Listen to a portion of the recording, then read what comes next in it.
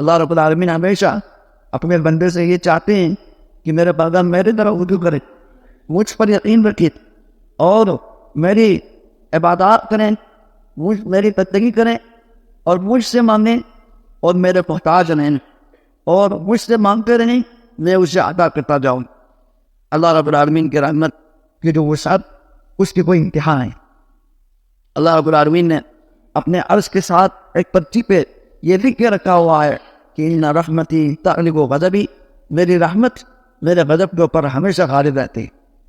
ان رحمتی سبقت غضبی، میری رحمت میرے غضب پر سبقت دے گئی ہے، یہ اللہ رب العالمین کا حصہ ہے۔ لیکن اللہ تبارک و تعالیٰ نے اس رحمت کے وصول کے لیے اللہ رب العالمین نے ایمان اور عمل صالح اس کے ساتھ مقید کیا ہے۔ اس کے اوپر یعنی جو ایمان لائے گا اور عمل صالح کرے گا تو اللہ تبارک و تعالیٰ کی رحمت کا کوئی حد و حساب نہیں ہے۔ جو اسباب اپنائے گا تو اللہ تبارک و تعالیٰ اس کے لیے بے شمار عطا کرتے ہیں۔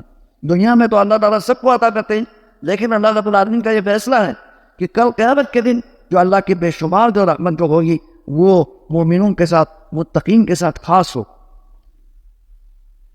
تو یہ اللہ تعالیٰ کی رحمتوں کا جو سلسلہ ہے کہ اللہ تبارک و تعالیٰ ہمیں ہمیشہ یہی اللہ تبارک و تعالیٰ ہم سے تقاضا کرتے ہیں، ہمیں آوازیں دیتے ہیں کہ ہم اللہ کی طرف لوٹیں، توبہ استغفار کریں، گناہوں کو چھوڑیں، دین کی طرف آئیں اور اللہ تعالیٰ سے مانگیں تو اللہ تبارک و تعالیٰ عطا کرتے ہیں۔